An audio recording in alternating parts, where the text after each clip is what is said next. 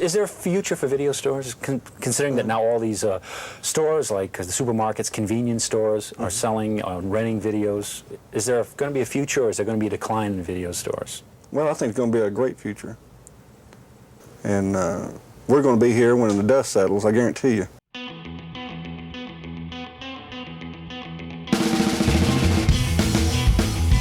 This was my first and last mom and pop video store. Say, hey, I'm Tim Ritter, a local goofball who makes movies. Want to buy this? So we got network video, and please don't use my membership number if you go in there for anything. This was the Wild West back then, but that's what made it so awesome.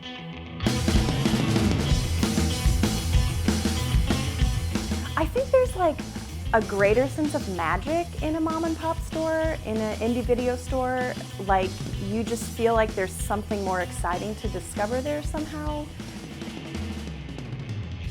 You see something succeeding. Yeah. And if you got the capital or the wherewithal, you get in on it, and it just, what you just said, 4 or 5 pop up within 2 square miles, and they're all thriving.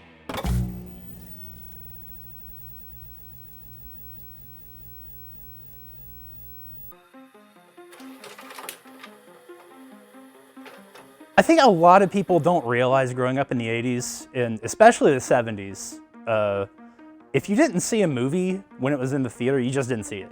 And to start at the beginning, we have to go all the way back, which was to the advent of VHS, media, and VCRs, because originally VHS was almost unattainable. I mean, the original prices for those things were like $89.99, and they were bricks.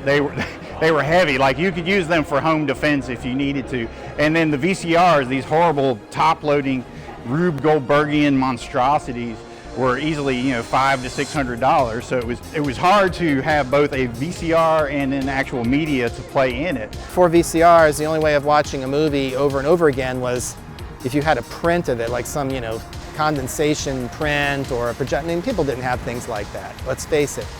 Like, I remember like the Friday the 13th movies used to always start with like the recap, because you needed it, because the last time you saw the movie was in the theater, and then you need that recap. So, but like with VHS, like that all changed. It's like, Maybe it would come on TV, maybe it would be on HBO for a month at some point.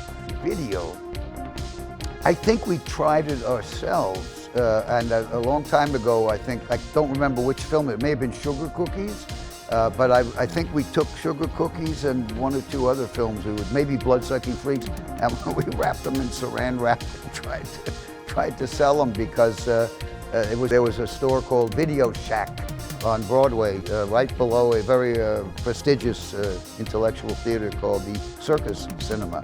And they were probably the first to sell both Betamax and the Ultimate Victor VHS. I remember getting our first top-load VCR and immediately going with my dad and renting a copy of Stroker Ace. Lean out a little bit further, Wade, I'm going to make a turn. Those are really the good old days, like where you'd have to rewind the videotapes. Otherwise, Mom or Pop would get mad at you. This little kind of hole-in-the-wall place at the edge of town that was like cool in a way that Blockbuster Video wasn't. The clear plastic case, not the fancy Blockbuster stuff. It was just mom and pop. It had that charm to it that you don't see anymore, anywhere in anything really. I think the mom and pop video stores in the community, when done right, was a lot of excitement for the community. It gave a place for everybody. We were like the neighborhood barbershop. Everybody met. Back in the day, we used to have ashtrays around the store, and customers would come in and they'd stand there talking for hours. Always comes back to the idea of them kind of being like a hangout spot in a way, right? There's that immediate connection. It's cheap entertainment. And you know, that's a very down-to-earth way of putting it, but it's true. It is cheap entertainment.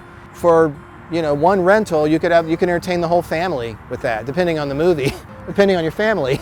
But the other thing really was that there just hadn't been anything like this before. I guess the reason that they were so popular was because this was like the first time that you could actually watch a movie you wanted to watch, like on demand pretty much. It's like, hey, I really want to watch Star Wars. Is it on TV? No. And I'm like, oh, well, I can't buy the tape because it's super expensive, because they were super expensive at the time.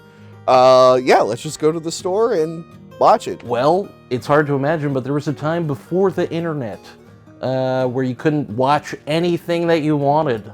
You know what I mean? Before, you had to go out into the wild and go into a video store and ask your clerk, what is this?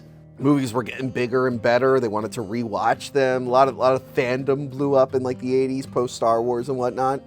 I think it was an accessibility thing, both financially and quantity, right? So like we were talking about Blockbuster having like a whole wall of like Mission Impossible or some shit, you know what I mean? Again, like one store would have one copy of something and then another store would have one copy of something else, but they didn't necessarily both have the same copy of the same movie. I also think like it was expensive for a lot of people, and it was an accessible way for people to have entertainment, you know? With my paper route money, I bought a Emerson VHS player, and what I started doing was, because I was tired of circling TV guides for the movies I wanted to watch, I would go to the first video store I could on my bike, start with the A's in the horror section and rent everything. And then I'd go to the next video store and rent all their horror movies that they didn't have in the first video store. I have a strange theory about that. I kind of think of it as like an entertainment grocery store. And in a sense, like you have your grocery store and you can go get whatever you want at any time. You'll look through your cabinet, you look through your fridge, you look through your cabinet again. You've got food to eat, but you don't want any, so you go out and get something to eat anyway. And it was like that, only with entertainment. Yeah, we had customers, regular customers, as you get in these type of stores. You get mom and pops that you get to know the customer. The video store was the it thing for young for entrepreneurs to have. So there's probably, and I forgot the heyday of video stores in the 80s. It was like 20,000 out there or 30,000, but like everybody, everything had a video store at some point.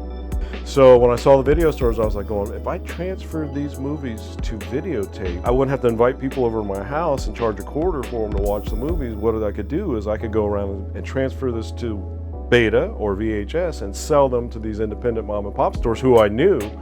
I just like the time of like walking into a store and seeing things you've never seen before it's a cool feeling. When you're just walking through that maze of VHS tapes and you're just looking at all the covers like, oh, like, what's this? You know, you read the back and see if it's something you want to take home. And you just had all those choices in front of you and they were all looking you in the face, and it was just like a hunt. It was cool. This has been repeated ad nauseum by people, but there is something so different about being able to pick up a tape or a DVD or a Blu-ray or a 4K or a Beta or a Laserdisc, and to hold it in your hands and look at the cover and to read the back and really take your time deciding, like, do I want to watch this movie, or do I want to watch this movie more than any other movie, which is really the conundrum that you had during the video store era. I mean, unless you had a ton of money, you weren't walking out of there with 12 movies. It was down to 1 or 2 or maybe 3 if you're having, a sleepover or something. My dad's friend owned a video store that wasn't far, and we used to go in there all the time. And he had a small section, but it was all good stuff. And we would go in there and rent videos. That was probably one of my earliest memories. Video stores were so popular throughout the 80s and 90s because watching movies with your friends is one of the most American things you can possibly think of. I believe the reason why video stores were so popular then was because it was the first movie on demand. You could turn it on at any given time. It was yours. It was freedom, to watch on your own schedule. You didn't have to wait for it to come on TV or, go to a theater to see it at a certain given time.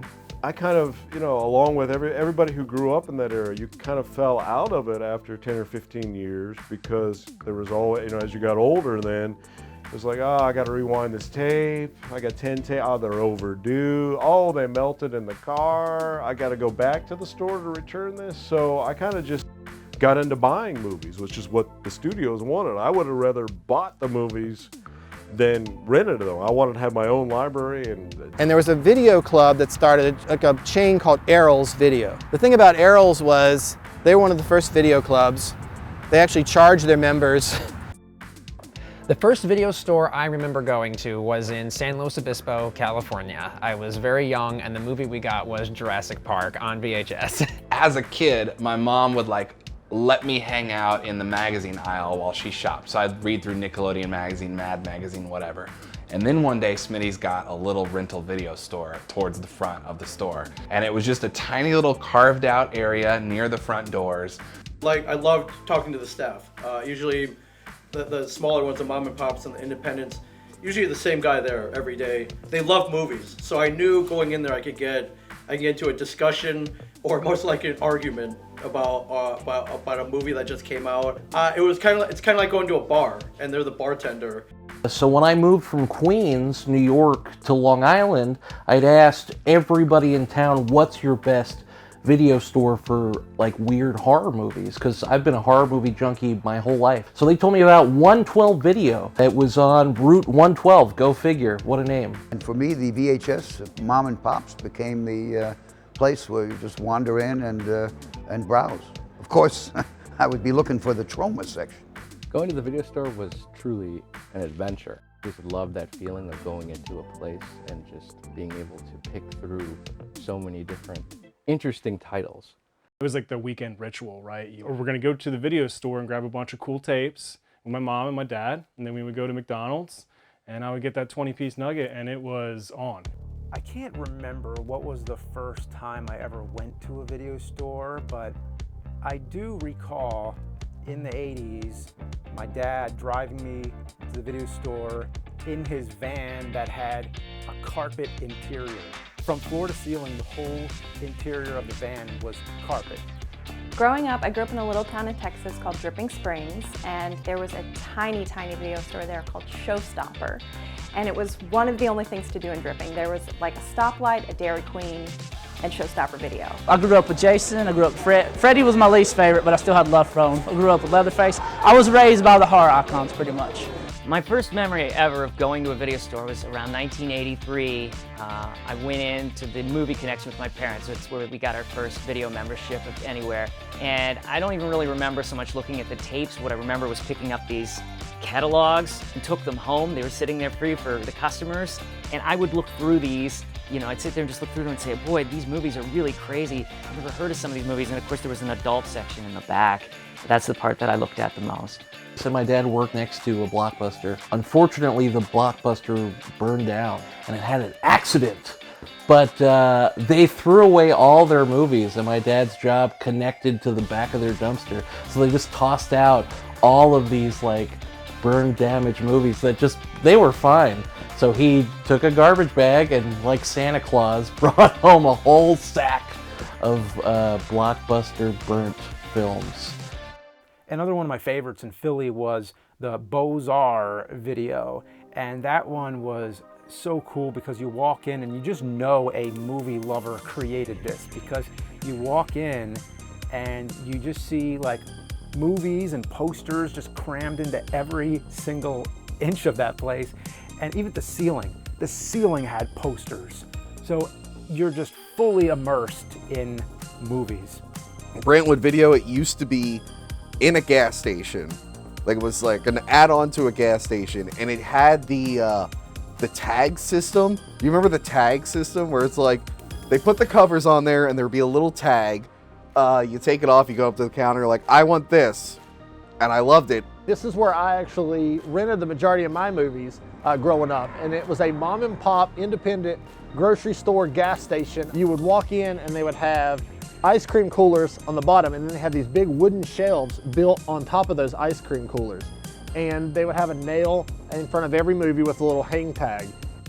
One thing I remember a lot about going to the mom and pop stores is a lot of them, you didn't take the box up to the front counter to get the tape like you would do at Blockbuster. You would just give them the number. There was a number on every box. Back when I was growing up I guess I was in high school or junior high school when the Mayapack Video opened up in the town where I lived. It was initially started by a police officer who would deliver the movies from his car. So you just call him up and say, what do you have? And he would say what new movies he had, and then you'd pick one and he'd come deliver it and then pick it up the following day.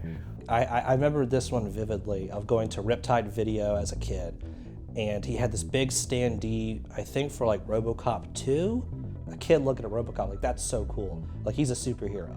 It's a must. And I wanted it, and I was like, Mom, can I get this RoboCop movie? She turns to the video store owner. He's like, no, your son should not watch this movie.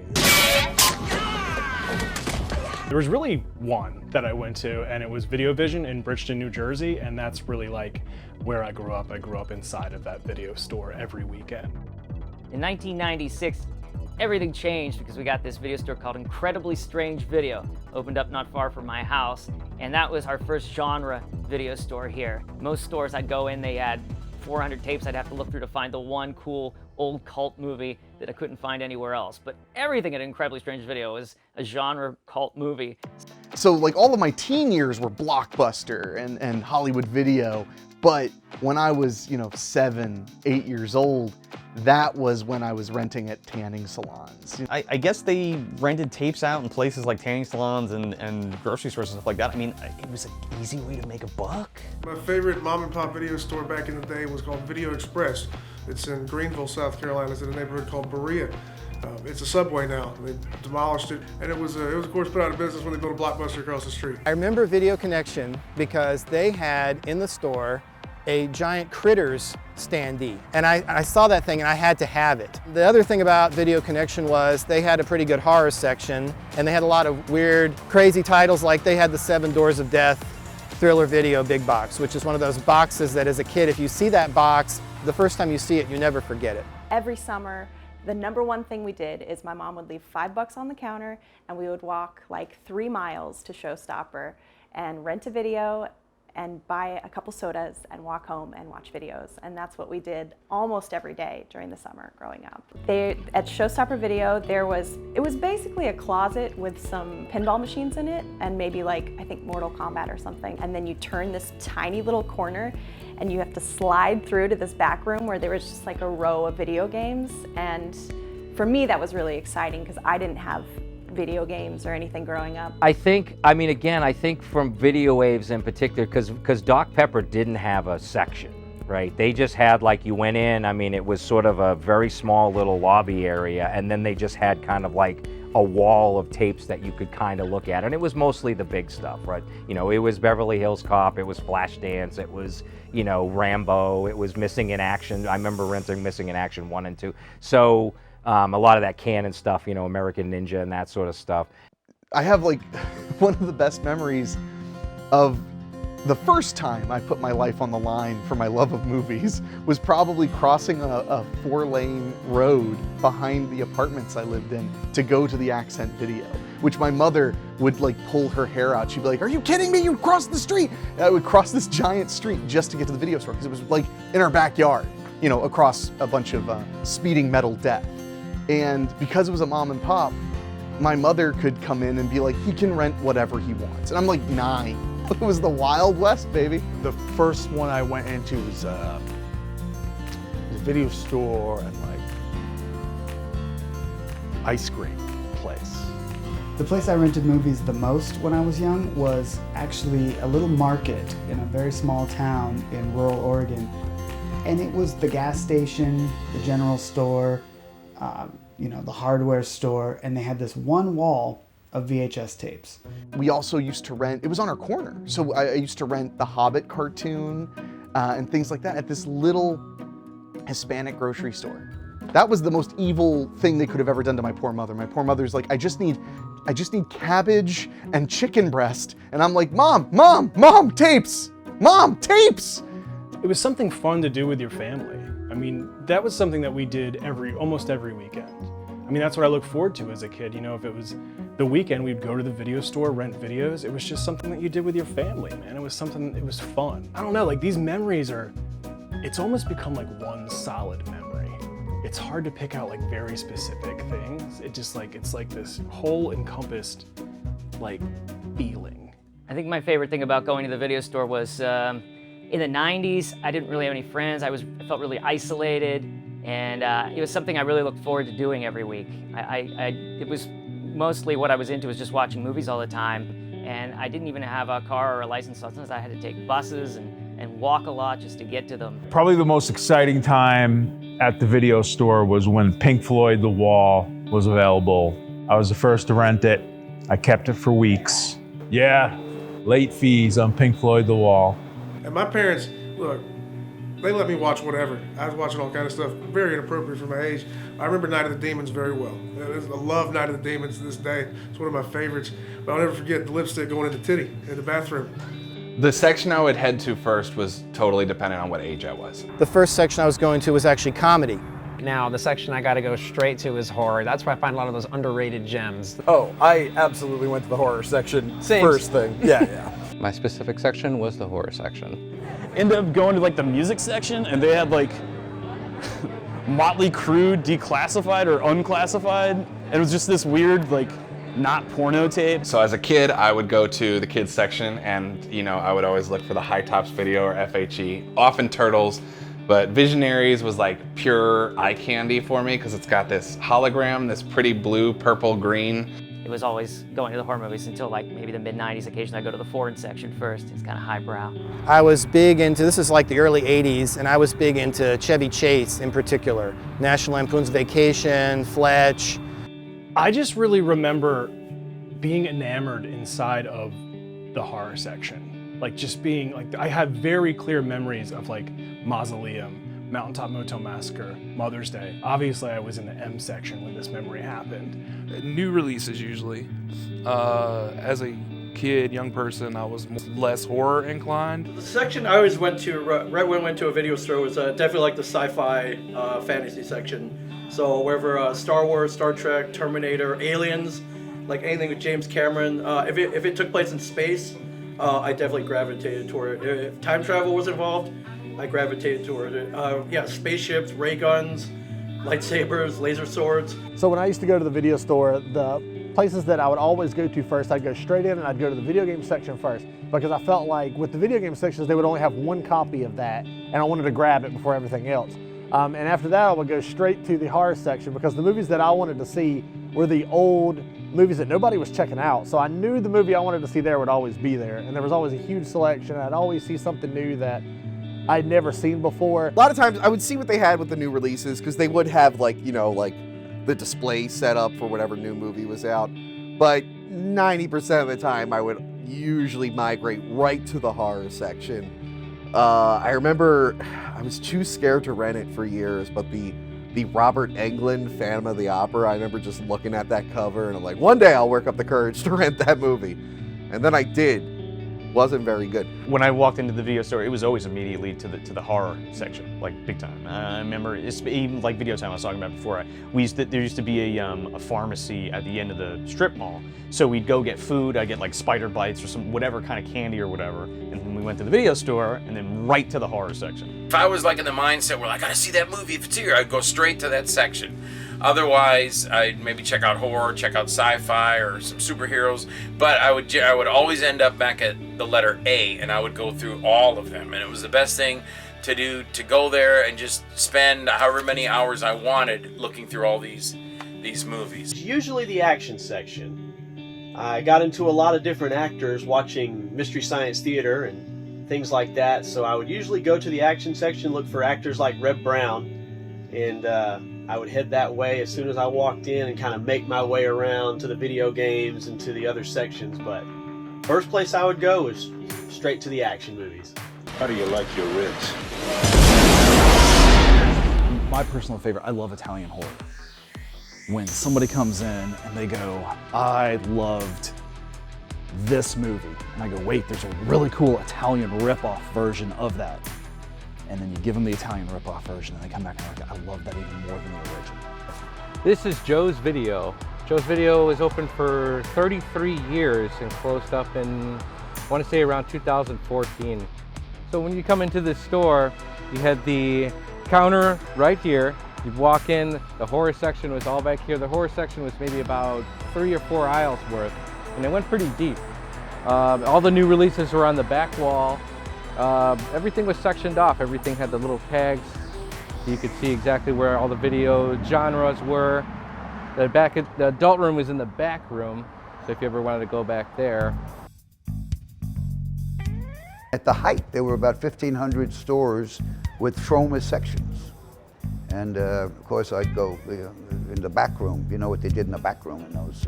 You didn't get that at Blockbuster. You didn't get that special adult room. Video Fantasy and Dr. Video had porn. So they had the sections in the back Those are the ones with I the used to wooden sneak doors into. Yeah. they would Where sneak they had into. the curtain and it was always like high enough that you could still like see boobs. Right. But at Primetime Video in Sanford, they had a porn room that had saloon doors. And it's like an old Western movie. And I remember just always kind of like looking at movies around there and always trying to peep at those saloon doors, because when they open, you get like the flash of the, you can see the skin. And I remember one time I picked out my game and I was looking for my dad and I couldn't find him. One time at Mr. Mike's Movie Time, I was looking at the horror movies, and like it was like half the store were horror movies, but it like kind of wrapped around, and it was right opposite of the woo-woo room, So like this guy came out of the woo-woo room, and I was standing there looking at the horror tapes. He came up like right behind me, and he's like, "Are you looking for something a little bit scary?" And I said, "Yeah." And he said, "Maybe something like this?" And he pointed at Critters. The adult room, and of course everybody knows the adult videos were bigger. They were the thing that were big before the studios began, dipping their toes into the, the rental markets.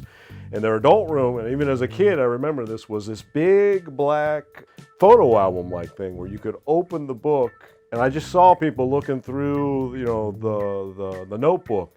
And there was just posters, and I guess they had flattened the large boxes so you could discreetly, look through them. And I was like, what's that all about? And, my parents would kind of steer me away from, no, you don't want that. The horror section, that was kind of the forbidden section, aside from the back room, which had, the other thing. Where if you've ever seen that classic scene in Kevin Smith's Clerks where they're talking about all those crazy titles, all holes filled with XYZ or whatever, that was all in the back room. And sometimes you could sneak in there if nobody was looking, but you could never rent anything from there. But they always had that adult section somewhere hidden in the back of the store. It was like a special curtain. There was more than one video store I went to. I remember seeing that roped off section. I was like, oh man, I gotta get back there. Sometimes I try to peek through the curtain. I think I got yelled at by my mom once. It wasn't a beaded curtain. It was kind of this almost like black tarp that was kind of like cut up a bit, almost like streamers. And above it, it said like adult. And I used to always think that's where the cool movies must be, because it says adult. We had a person that would come into the porn room with a notepad, and the story is dark, I don't like telling it, but he would come in and he would pick the movie off the box and look at it, and he'd check his notes to see if and we had a security camera, so I mean we would always watch this guy like snicker, you know what I mean, like watching him pick the things, and he'd be like, oh, find it, he'd put it back, and he'd find another one, and then he'd write it, and we could tell he'd picked the one that he hadn't seen yet. And he was just a creepy kind of guy. What? That looked a little like Toby Hooper. And he had a fanny pack too. And he would give candy out to the kids. He always had lollipops to give to the children. And this story's gonna get cut. I went into Village Video. It was a half tanning salon, half video store. I went in and I looked at their horror section, and it was a super small section. I couldn't believe how small of a variety they had. But then I noticed that curtain, and my mom was tanning, so I snuck and I was gonna pop my head in the curtain. When I popped my head in there, I noticed all these gory horror movies that they kept in there to keep out of young eyes, I guess. And they had 555, Lunch Meat, all these gory covers. And I remember I would run in, I would grab one and then run back out and hope that I could rent it without getting caught. Mom and pops would be like, pornography! We got porno, guys! Come in and get it! The mom and pops had to be fearless because they were, wanton capitalists. They had no desire for morality. Morality sucks, man. At that young age, I didn't really know what was in there, but it's behind a beaded curtain and I'm not allowed, so I'm really curious now. It's like the no, don't do it when I want to do it, he told me not to. you couldn't go too far in the back of that store, Video Waves, because the adult binders were on the back left. And so if you were a kid and you started walking like too far down the back of the store, the people who were working there would be like, hey, you know, like don't, because you knew that was the nefarious stuff too. One day this gentleman came in holding a video camera, and he's like going, you got an adult room? And it's like, well, we got this over here. So anyway, he comes and sits down. He goes, seen it, seen it, seen it, seen it, seen it, seen it. 500 titles, seen them all. And what he told me he did was he rented 4 or 5 at a time in his hometown. He didn't live in the town. And then he'd sit in the parking lot and watch them through that camera, which I guess nowadays, at that time, I'm like going, this is ridiculous. Nowadays, what are people doing? You know, it's kind of the same concept out there. So at the time, I thought it was stupid and maybe unhealthy, but now it's like, well, it's probably might still be unhealthy, but it's more accessible. The mothers and the wives would sneak in the adult room, grab the adult tag and bring it out and give it to the counter girl, and they look around and they give them the adult movie, and it was kind of comical, but that was more the average than not, you know, so it was pretty cool. I tried to get back in there, but people were watching, like my wife. I think the cover art was important because that was the hook. The cover art had so much to do with selling a film to a store. They would immediately, hey, what do you got that's new? Such and such and such and such. I haven't heard of that one. What's the box art look like? Because really an entire industry was built on it. I mean, you had guys that had mastered the art of creating those crazy covers that promised you everything, and then you actually watch the film and like nothing that was on the cover is actually in the film, but they did their job. Everything that I watched was definitely based on the cover. I would just pick movies based on their covers. Just walk through it and, oh, that looks cool. Cover arts were very important to videos. You had to have a cool cover in order to catch the attention. And with big boxes, that was one of the reasons why they started to make big boxes, because when you go to that section, the first thing you would see is the big box. You'd see the big zombie head. So a few of the horror covers that have stuck out to me over the years and stood out to me as a kid. The Supernaturals, not a great movie, but a great example of skull-based cover. I mean, 7 Doors of Death has to be one of them. Number one, it was a big box. And big boxes always got your attention more than the regular sleeves. And I think it was that EC Comics style artwork that like no other movie had. The Bloody Birthday cover, I remember so clearly. Bloody New Year, that cover, classic. Those were the things that you used to decide how good a movie was how gross or how weird the cover was going to be. There was something creepy about Last House on the Left. I always thought that was creepy, that hand holding the girl. You know, that girl's in like a guy's big hand, and there's something cool about VHS artwork that it's only unique to that VHS release.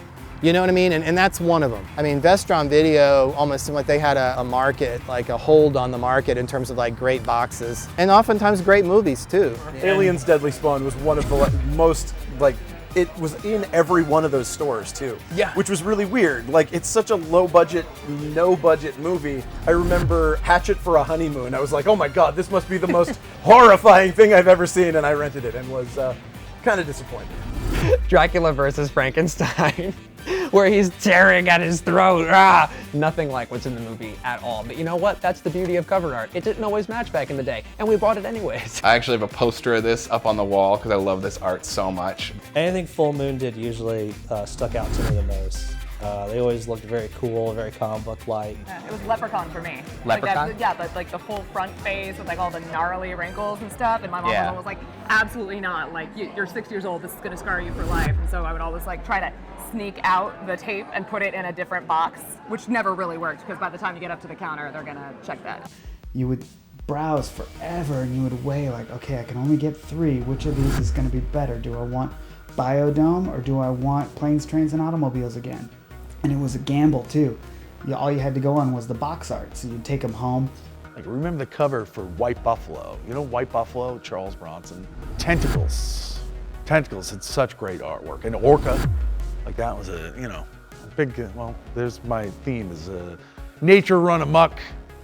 Horrors of the Red Planet, trapped in a hostile alien world where the nightmare just begun. Will they survive? Will they survive? And clearly a Millennium Falcon. You got a Millennium Falcon shooting lasers at some severed upper torso of an astronaut. I remember seeing the sleepaway camp cover, and there was a note on it, and it was like, I'm afraid, and please help get me out of here. And wait, oh, there's someone behind me. And I was like, why did this kid keep writing? I mean, for video stores, it's all about that, right? It's all about the cover art. So I Spit on Your Grave. That was, of course, that was supposedly Demi Moore. I know it was like, I think they finally said that was cool, and she admitted that she was on the cover. And Charles Band claims to have shot the picture for Wizard Video. Last House on the Left. I loved Project Metal Beast for some reason. Want to see something cool? Uncle Sam, because you would move it and he would move. Their box that had the tape in it. God, Mirror, Mirror, because it had the hologram in the middle of it. For anyone who doesn't know the ending, this tape spoils it. Why would they put the ending on the cover? Here's another reason why cover art was so important, because they wanted you to rent the movie. This is a perfect example, is Junior. Junior is nothing like this cover at all. It looks like it's going to be something out of like Texas Chainsaw Massacre ripoff. It's not. But that's why the cover art was so important, because you see this, you want to rent this. The monster on the cover, the guy wielding an axe or a hatchet or something, or like a bloody face or something, you know what I mean? Like, especially like those Faces of Death covers, man, with the the Grim Reaper with the snake coming out of his eye and stuff. It's like, oh, what is that? Like, I need to, what is this? And you pick it up. And then all it says on the back is just like, real death, and there's no pictures or anything, and you're like, fuck. This is a ridiculous movie. I mean, look at that cover right there. See that guy? And this on the spine? I mean, how would you not want to see this? So anything that was like oil painted, like Fire and Ice, heavy metal, anything that was just like, that looked different on the shelf, or if a lot of times they'd have like the clear clamshells that had the VHS in it. So even if it wasn't a cover, if they didn't have the cover art, if the VHS was a different color, I'd be like, what's up with that? The Child's Play movies, definitely. So before I watched the Child's Play movies, and I feel like this is the same for a lot of people, I was terrified of Chucky. Because the covers were horrifying, like him cutting up the Jack in the Box. The video store and being able to see just the cover art, it's a huge influence on Martell's Movie Madness, the movie, because our cover poster is based on those old misleading VHS tape covers that you used to see at video stores. Oh, Texas Chainsaw Massacre, the new generation or the next generation, whatever, because he's just got the chainsaw and he's all drag queened out with lingerie and stuff, and it was just amazing to see that. You can't keep a good man down. And what is he fighting? He's fighting like some kind of bat with a human head. Rumpelstiltskin. I still haven't watched that movie to this day, but the cover sticks with me. Okay, so Fantastic Planet definitely was one of them. Like the old VHS cover art was like, it was just the face, but I remember like, it was that weird alien face, but on the back was like those guys strapped to those weird like clamping aliens in like the arena, and I was just like. This one, Silent Night, Deadly Night, the first one, just all white with the arm coming out of the, man, it was just a great cover. I want to watch this. Santa Claus killing people now. Fright Night 2, I remember that one very well. And it seems like one of the Howling sequels had a very distinct big box too. The Howling 4 had that big werewolf right in the front, looking like it was slashing out of the front box. Night of the Demons, with the girl with the no gums, like, oh my God. I was discovering things at Cinema Express, like shot on video horror, is where I saw video violence for the first time, with that amazing cover art of the hand, like the bloody hand grabbing the VHS tape. The bigger the box, the better the artwork in most cases. So I thought nothing would be cooler than working at a movie store. So many movies in the 90s had people working at a video store. I think like probably the most famous ones like Scream. You're such a little lapdog.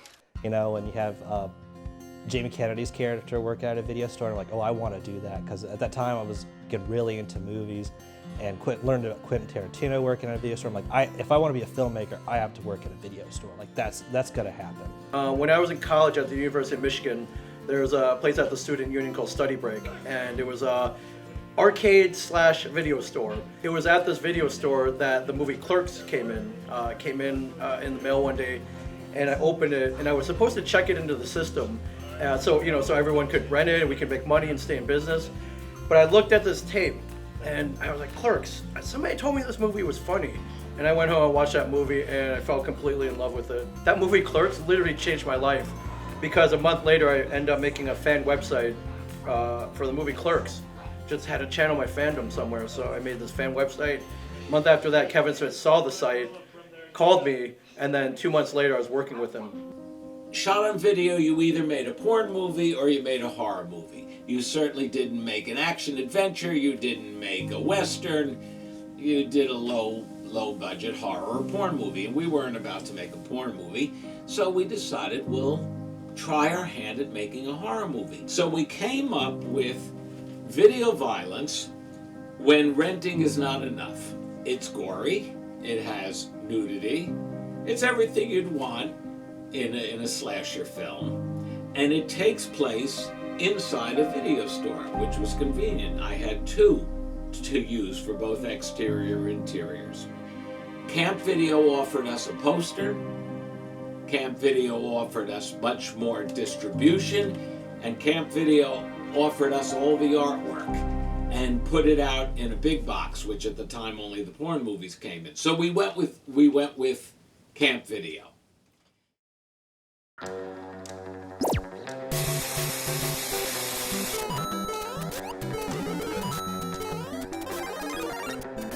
I remember one of the things that I did that almost ruined my college career.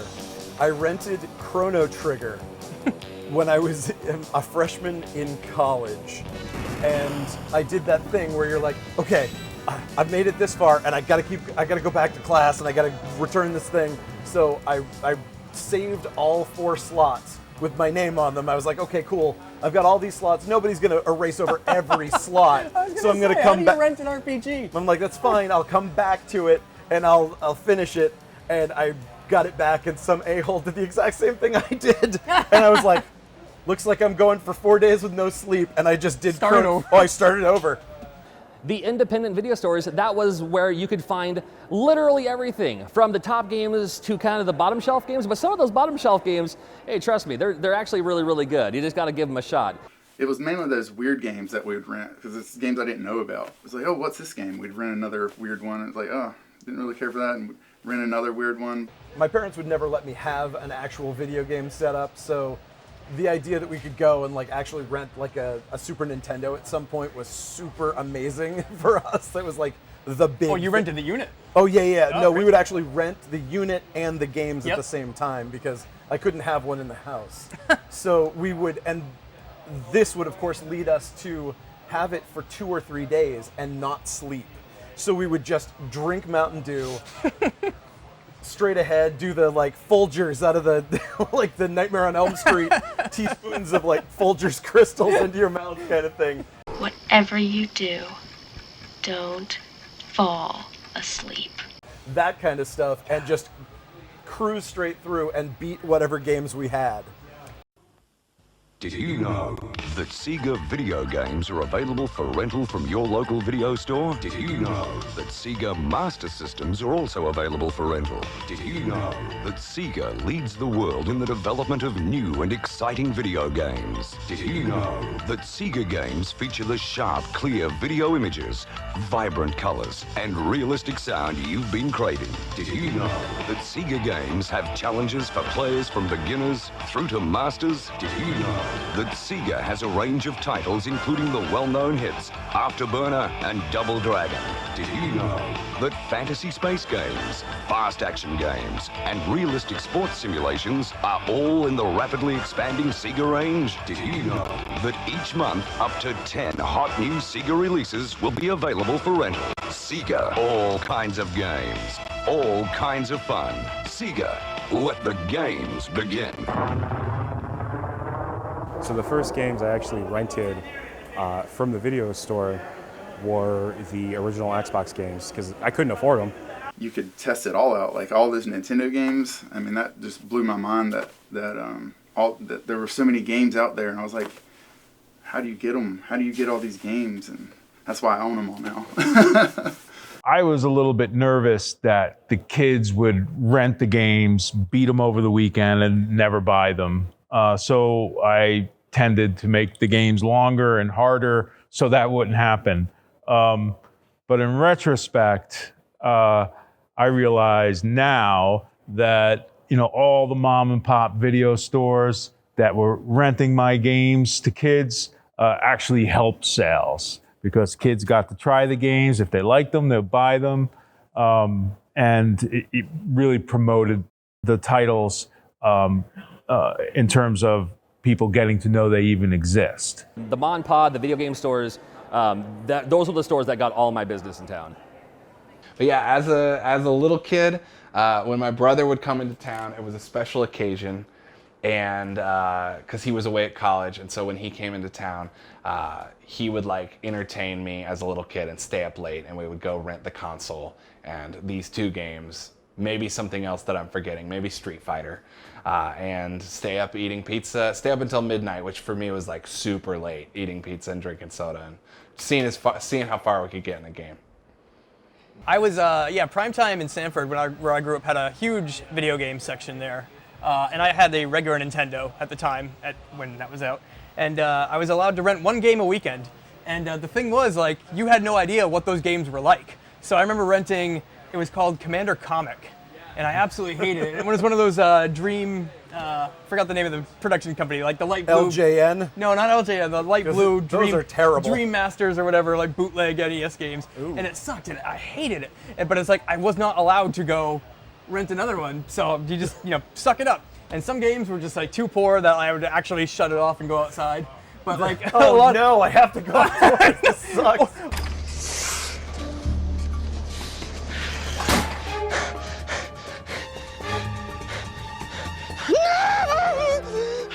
We'd always get a video game or a VHS. I don't think we were rich enough to get both of them, so I think we had to make a choice there, but I was definitely in that Nintendo game aisle. The game was on the shelf, and the kids could see it, along with all the videos, all the movies. They know the games exist, so just that alone made it worth it. Yeah. Oh, this is it. Look at all the dead body parts. Oh, and it's just... I grew up in a small town called Waynesville, Ohio, and we moved to Kettering, Ohio.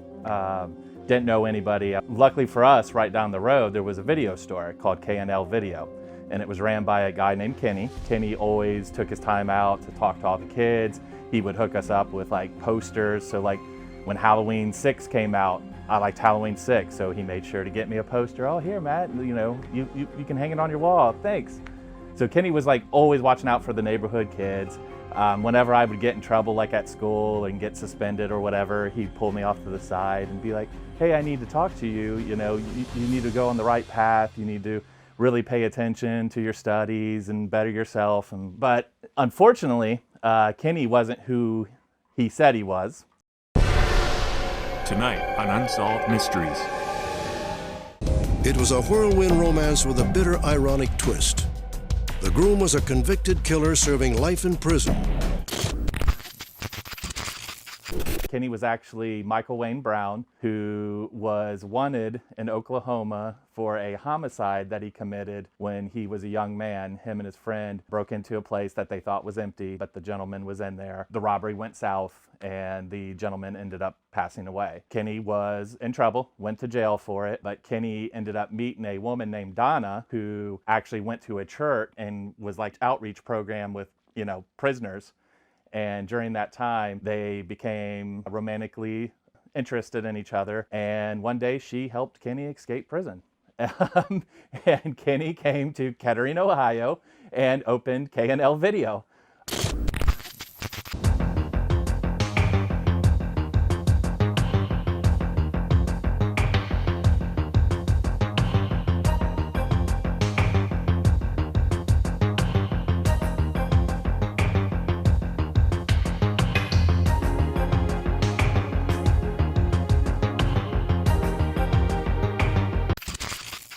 Kenny ended up turning himself back in because he was shown on America's Most Wanted. People who used to work there ended up taking over the store for a short amount of time. So they kept it operational, and then eventually, Blockbuster and Hollywood Video and all that just squeezed the life out of all the indies in the area. As technology has advanced over the decades, video stores have faded. A Lancaster County family that's owned a movie rental store is closing its doors. he said, just swipe the card, you take it take it back to any of the machines, and geez, it's great, and I thought, this is the end. Well, some of the biggest movie rental stores in North America, including here in Vancouver Island, are closing their doors or are teetering on bankruptcy. Customers are finding more convenient ways to watch those new releases. We can't even get posters anymore from our distributors because I believe there's not enough video stores left to warrant the printing of the posters. I think it was around 1998. That was when Mr. Mike's Movie Time closed. And that's when I felt like, oh, something's going on here. The downfall of independent video stores came from corporations taking it over. It's just the big guy came in, pushed out the little guys. Blockbuster became so huge, and because they were getting so many copies of every new release, the small stores couldn't do that, so most people were going to Blockbuster instead. Like if you went to a mom and pop shop, if that tape was rented, that's it, and you have to wait 7 days or whatever the timeline is for that movie to come back in to rent it. Well, shit, I'm not gonna sit here and do that. I'm gonna go to Blockbuster because they have 9 copies of the movie that I want to see. Now, obviously, look, the competition from Blockbuster and let's say Hollywood Video, that can't be ignored. Cash rules everything around me, right? Corporate takeovers of the Blockbuster and the expanding everything like that. I mean, obviously, definitely had an impact. Places like Hollywood Video, Blockbuster Video, Suncoast, FYE, corporations coming in and buying mass quantities of movies, controlling what the prices of movies would be and controlling the kind of movies that people were able to see. Also, Blockbuster was buying out a lot of the mom and pop stores. They would just buy them out and take all their tapes and put them into storage and open up a Blockbuster. It was definitely the Blockbusters and the big corporate things really ruined it, but also, I mean, because they were literally buying the stores. It wasn't like a matter of, oh, we like Blockbuster better. It wasn't even like a fair competition. If it was something where someone was like, there's a Blockbuster right here, and those assholes just opened up right next door to us, and now we have to battle it out, it wasn't that. It was more that Blockbuster went, we want that, we're taking it over, cool, now you're part of Blockbuster and we're going to expand. And so they would just buy these things out and they would just be like, hey, if you don't go with us, we're gonna put you out of business. I think it's a double-edged sword. I think that Blockbuster was big and they were able to buy all of the titles they wanted and make sure that your movie night was always perfect. And the mom and pops couldn't keep up with that. Streaming wasn't quite there yet, but there was enough of it going on with like being able to watch TV on demand that first you start to see the TV rentals dip. Then you start to see the new releases dip because people can get them from that red box. I also think it might have been like a space thing. These shops weren't huge, but when you walked into a big place like Hollywood Video or even Blockbuster, even like they were gigantic and they had a lot of space to put all the product. Like there just wasn't that much room in these little shops, especially the ones that are like attached to a tanning salon or something like that. There's a local chain called Odyssey Video, a mom and pop chain. I know the owner for years.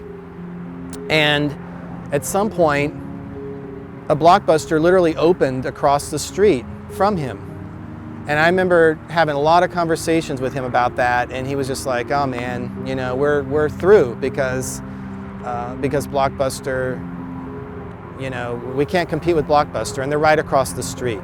Same thing happened to Blockbuster. The online streaming came in, pushed them out. It's just, hey, we want more options at a more convenient price or time. And I think that's what happened. I think just the mom and pops couldn't keep up. Netflix, that bastard, ruined all of cinema. Now, movies are like popcorn. People can't watch enough of them or binge watch things quick enough. It's not like the good old days when you could just walk into a movie store and hold a beautiful VHS. And then, of course, eventually Netflix, who I boycott, they were very instrumental in being the last nail in the coffin there. But I think another thing that a lot of people don't mention as far as a reason why the mom and pop video stores closed was satellite TV.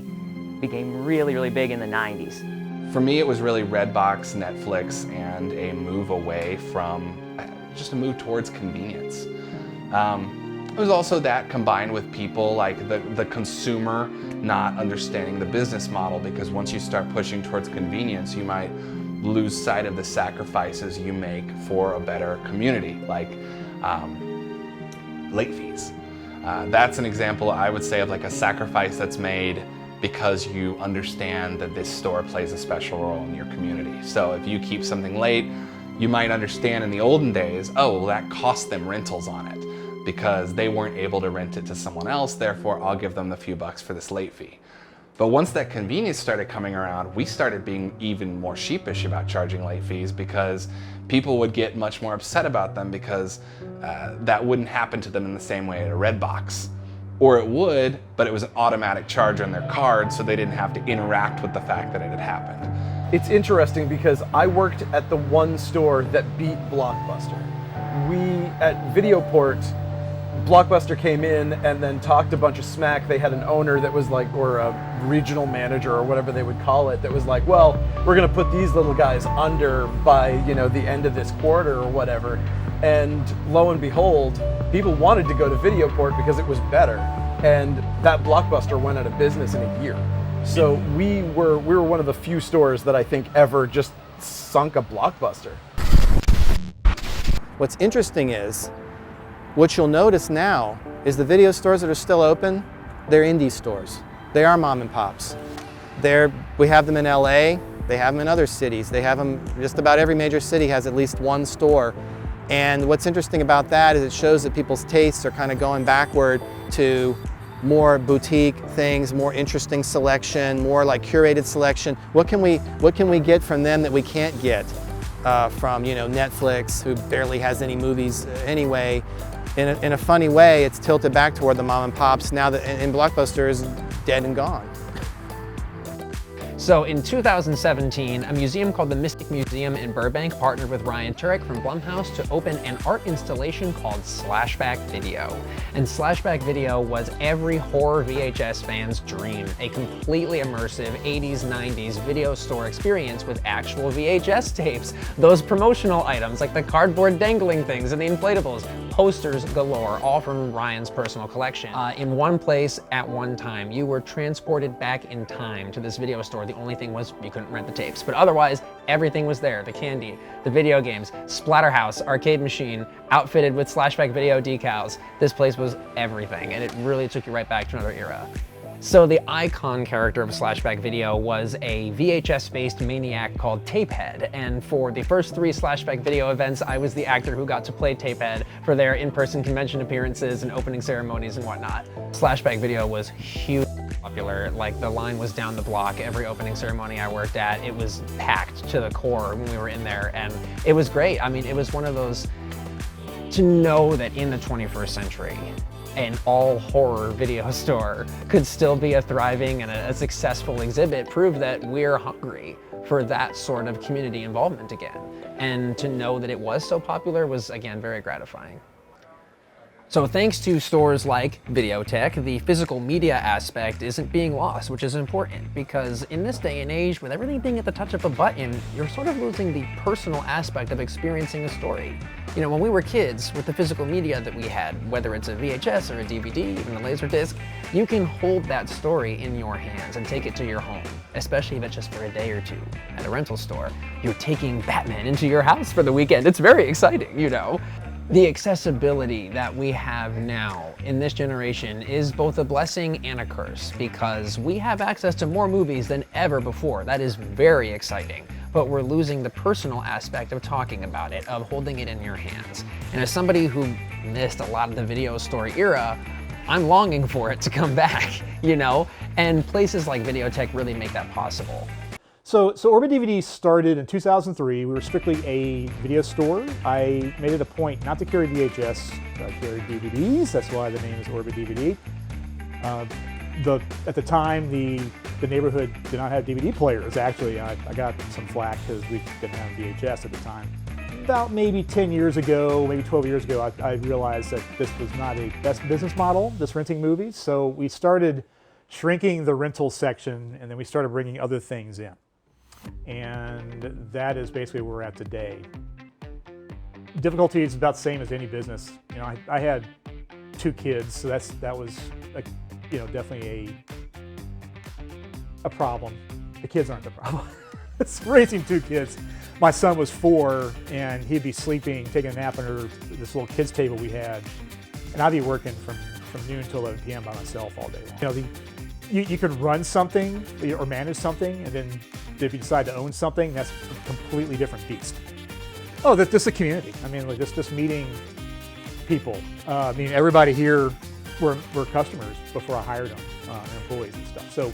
So we, you know, this is definitely a community of people, even though the business itself has changed somewhat, or dramatically, I guess. Like just running into people. I mean, at first it was neighborhood people, and now we're seeing people coming from everywhere, like Baltimore, New York, Florida. People do have the memories of going with their families and getting the video store experiences in their youth, and I think we do a good job as far as helping them relive those memories, or just giving those, because it's always good memories, you know, you don't hear of bad memories. And we were visiting some friends up here, came in, saw this place, saw what they had, saw that they had, in particular, they had a torso poster in the back for the Sergio Martino Giallo film. I was like, all right, we can move here if I can work here. So immediately came in, put in a resume, talked to the owner, got a job. I was like, all right, cool, we can move here, we can live here if I can work here. You know, we talk about like the 80s slashers and the random stuff. You know, Ty talks to me about Italian rip-off movies, and I try to talk to people about, you know, crappy 90s talkie movies where nothing happens, which are kind of like my wheelhouse. And when Orbit was doing rentals, that was something that I was like, I didn't realize that was missing from my life. So it was cool to be able to do all that again as an adult and be able to pick movies I want to watch instead of having to share with my family all the time. Orbit has like everything and more, like everything you could possibly want. They have like titles you can't find anywhere else, and like all these special editions, and like I've spent hours just going back and forth through all the aisles. They have books and all of these other cool things, and all the staff here is super cool. We just sit and have a good time and talk about stuff, and it's a really cool like community of people, and it's just everything awesome in one place. Yes, I mean, well, VisArt is a nonprofit. We are a 501c3, so we are technically a movie archive. We are a movie library, museum. I was just a customer, and I was kind of looking for work, and it was one of those things, and I was just like, I kept on getting that thing, oh, sorry, you're too qualified to work here. And I looked at them one day, and I was like, guys, I just need a job. You hiring? And they were like, yeah, sure, you start Monday. You've been here long enough. Why not? You already know the store. Honestly, one of my favorite things is when people come in and find that movie that they forgot about, or like they just couldn't find for the longest time, or like they'll come in and be like, all I can remember is this one little thing. Figuring out that movie for them and then handing it to them and then being like, I haven't seen this. That's the coolest thing. The other perks are definitely getting to watch all these like great movies. I do a lot of the convention work, so I get to go to conventions, and I've gotten to meet a lot of really great people in doing so. But the best perks are the regulars and the new people coming in and finding the stuff. Like, I'm so happy you're here, blah, blah, blah. But they're like, I didn't know you still existed. And you're like, ouch. I remember when Blockbuster used to call us on a regular basis and be like, hey, do you have this movie? And we'd be like, hold on, let me look. And be like, yes, we do. And they're like, all right, we're sending someone your way. And it'd be one of our regulars, like walking in with their head down, being like, sorry, Blockbuster's just closer to our house. And we're like, yeah, uh-huh. With us, we're lucky enough to have been around for so long that we have about 40,000 titles in our collection. To put that in perspective, Netflix, Hulu, and Amazon combined for streaming have about like 26,000. So the reason we've stuck around, I really feel, is having all of that stuff you won't find online, searching and keeping that rare and hard to find stuff, you know, promoting it. We're lucky enough to have like the micro cinema and be able to do like our like VHS like potlucks and our cult movies in the cave to share all like our all the weird stuff we have with people and whatnot. But I think the hardest thing is yeah, having what the internet doesn't.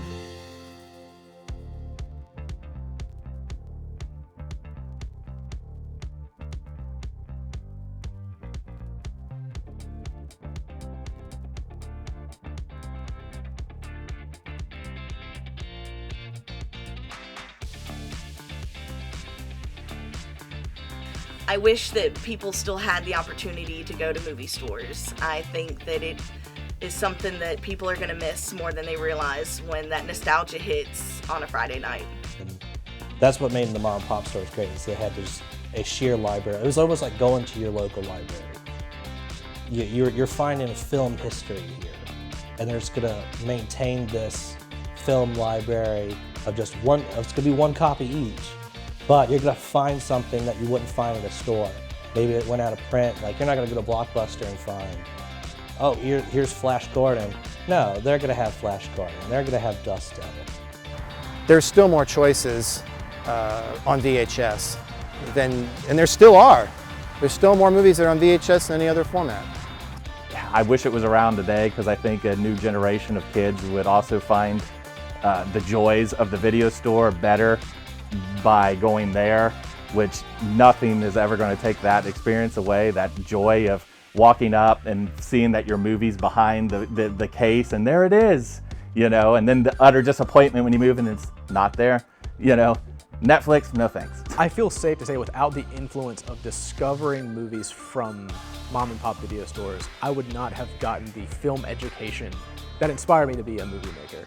Miss a lot of the camaraderie in the neighborhoods. I've got some lifelong friends I've made in the video business and still remain to be my friends to this day. And people that are really into film, video stores are the mecca.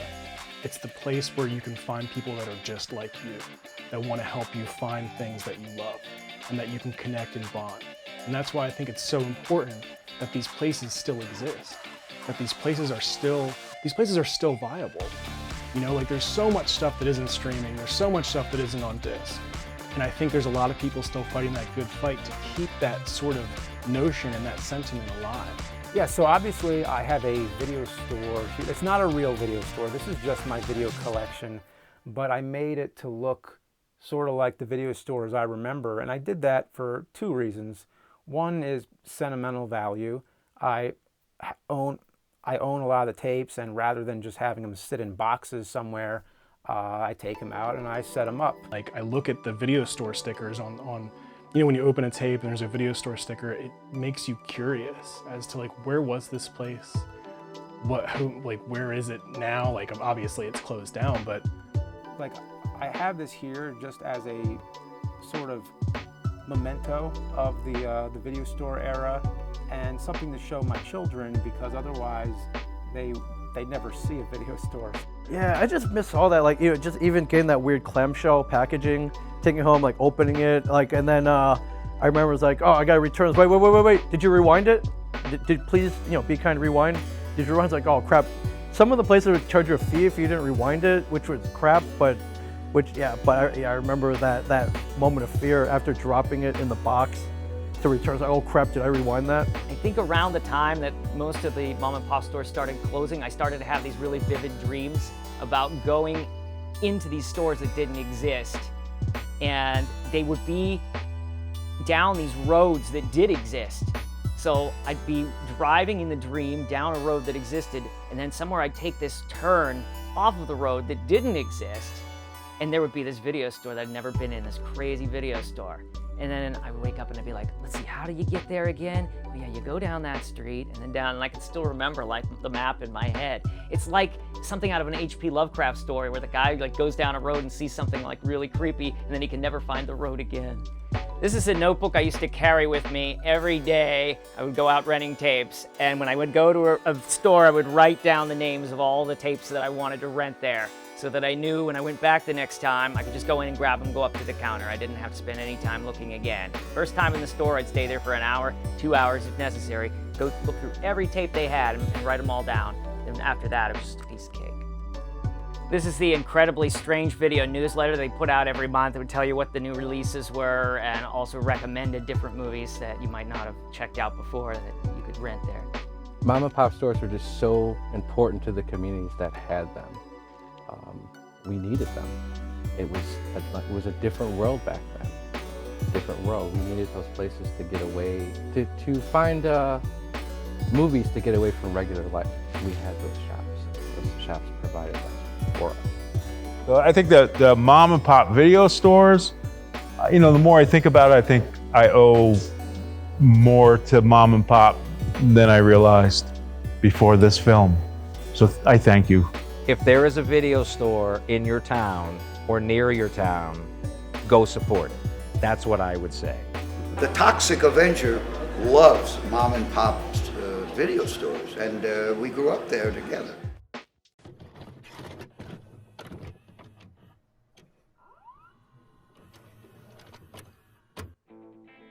Camera speed. Oh! I've always wanted to do that. So we got network video, and please don't use my membership number if you go in there, rent anything. When I was a kid growing up in Iowa, I became obsessed with like storm chasing and predicting the weather and tornadoes. So I researched all the signs for a tornado very early on and kind of baked them into my head. That particular day at Rentertainment, I was sitting there with the window open behind me, the little drive-through window, and I felt this weird breeze that was like not cold or hot, but kind of both. I poked my head outside, the sky's kind of turning a bit of a green, and I'm like, oh, this is tornado weather. And while we had a computer system there was no internet. This was an old DOS rental tracking software, that was it. No smartphones, so I didn't know what the weather forecast actually was. But I felt like it felt like a tornado, so I put on Twister. Every customer that came in, they'd be like, watching Twister, I'd be like, it feels like a tornado's gonna happen tonight. I feel like maybe try to get home safe. I don't know why, I get a vibe. Anyway, Iowa City gets hit by the worst tornado in years that night. And I have all of these college kids who are checking out the campus as parents in the store, and they don't understand that bad weather because they're from the city. So I have to get all these parents down to the basement and essentially like have to convince like 10 boomer parents to stay in the basement of the video store while a tornado rips through Iowa City. They kept wanting to go outside and look. A few of them tried to steal candy. I caught them on the monitors, on the security cam. None of them rented anything. The power went out, but we kept them all there safe. And when we emerged, after the storm had let up, there was a car in a tree across the street, meaning the tornado had come right by us. And so that was by far the most intense time. Like that's a time in which the video store literally saved my life. The first store I remember going into was the Movie Connection in 1983 with my parents. And you know, when I grew up, I got my own membership there. And it was always just kind of a weird vibe in that store, I remember. But around 2004, they started selling off some of their tapes, like a lot of stores did. And I would go in to see if I could maybe find some of the tapes that I rented there and buy them, because it was kind of cool to actually have that tape after I had rented it. I felt like I had a kind of a personal connection with it, you know. And I remember going in there and looking at all the tapes for sale. And the owner got up and walked past me, and he kept saying, buy tapes, buy tapes. And he walked past me and he walked down a hallway behind where I was standing. And I didn't hear a door shut or anything like that, but then I started hearing him peeing. And then, no sound of anything, water running or anything like that. He walked right back out and sat back down. That's just a little bit about the hygiene of these rental stores for you. So this here is the bat stacks, and I haven't done a recount for a while, but I know we're around 340 or so of the bats. And I honestly don't recall exactly how the bat stack started. I kind of started like a troll post on Instagram being like, Batman and Robin is the best Batman movie ever. And then just started finding it, and for some reason just started kind of like bat hooking tapes whenever I'd find them. And so then I started the Batman and Robin Mystery Exchange program on Instagram, where somebody would send me any copies of Batman and Robin they found, and I would just send them a mystery box of tape goodies back.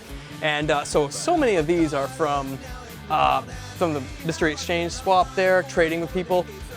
I only buy these at thrift stores. I'm not going on eBay and buying Batman and Robins constantly. So all of these have been like a tremendous group effort from the tape community.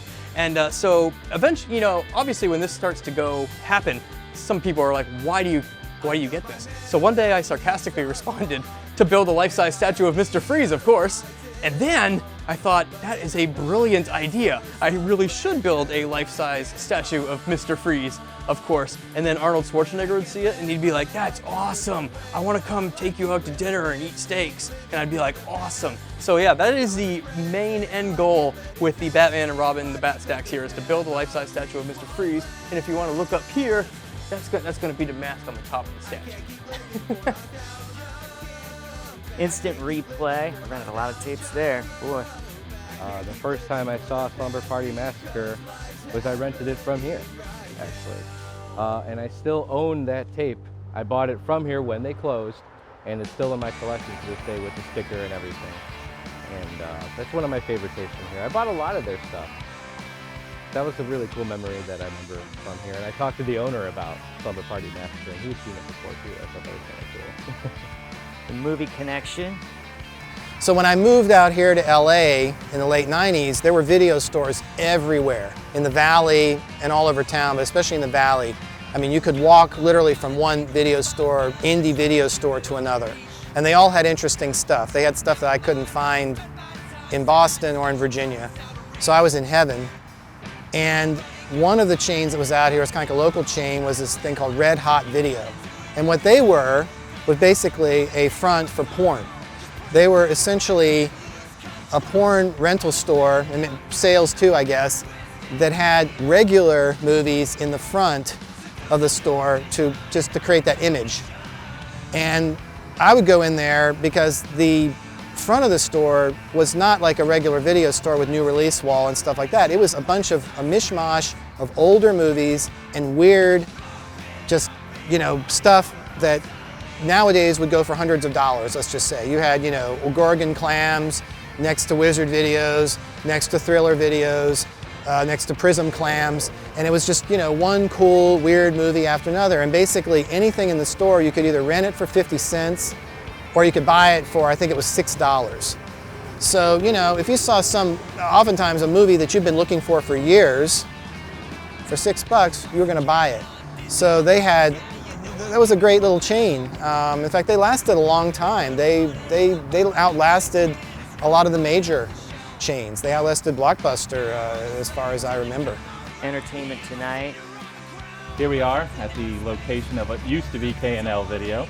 Over the years, it has become many things, including a match museum, an antique store, a vape store, carpet store, and everything in between.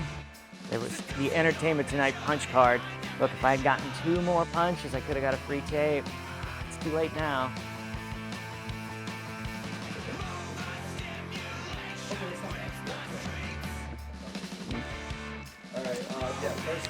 Sorry. I just got Coke on me. Star Flicks. You got free popcorn. You rented tapes there. Bonus. I remember learning how to do the key system. Like, my grandfather brought me in, he's like, this is what you do. I'm like, there's no tapes in these boxes. You gotta bring the key and give it to the guy. And that's just my first memory. There's the Starflix frequent rental card. I only rented 5 tapes though, so. Gotta watch that Jurassic Park too, right? Another big moment for me in video store history was in 1994. I joined the Video Vault Rental by Mail Club. That was a mom and pop store that was in Virginia. And I lived in Pennsylvania, but it was the only place I could get really cool, weird movies at the time. So I'd rent them by mail and they'd send them to me. The thing is, you needed a credit card to join, and I didn't have one. So at the age of 24, I finally got a credit card because I had to have one to rent movies. I think around the time that most of the mom and pop stores started closing, I started to have these really vivid dreams about going into these stores that didn't exist. And they would be down these roads that did exist. So I'd be driving in the dream down a road that existed, and then somewhere I'd take this turn off of the road that didn't exist, and there would be this video store that I'd never been in, this crazy video store. And then I'd wake up and I'd be like, let's see, how do you get there again? And you go down that street, and down, and I can still remember like the map in my head. It's like something out of an H.P. Lovecraft story where the guy like goes down a road and sees something like really creepy, and then he can never find the road again. City Video, I only ever went there one time. This was for Slacker. They had a video rental section, but they also had a lot of bondage gear. Heads Together, that was like the smoke shop, but they had like a really cool cult movie section of VHS tapes to rent. Incredibly Strange Video, that was my favorite store. It's a very generic membership card for Hideaway Video, which was actually just a convenience store with like 2 racks of crappy tapes. I rented Halloween H2O there though. This is a notebook I used to carry with me every day. I would go out renting tapes, and when I would go to a store, I would write down the names of all the tapes that I wanted to rent there, so that I knew when I went back the next time, I could just go in and grab them, go up to the counter. I didn't have to spend any time looking again. First time in the store, I'd stay there for an hour, 2 hours if necessary, go look through every tape they had and write them all down. And after that, it was just a piece of cake. There's the rental information brochure for instant replay video. If you look in here, you can see that they had Monday was Ladies' Day and Wednesday was Men's Day. Get $1 off on those particular days. I don't know if anybody tried to cheat on their gender or, you know, maybe say, hey, I'm both. This is the instant replay video catalog. So this was every tape supposedly that they had in the store. They had a lot. They had like over 10,000 tapes. So you could go through here and take this home and look through it and decide what you wanted, you know, what you wanted to rent in the future. And there's a nice Akai speakers amp ad in here too. This is the incredibly strange video newsletter they put out every month. It would tell you what the new releases were and also recommended different movies that you might not have checked out before that you could rent there. This is the video stamp card for Video King Night Owl, both owned by the same person. And you would just go in there and you'd get a stamp. The reason I only got one stamp on my card is because it says no stamps for dollar movies. So I guess you could figure out who's renting all the dollar movies. I don't fucking remember the movie exchange. What the hell was this and where was it? Did I ever actually go there? I guess my name is on it.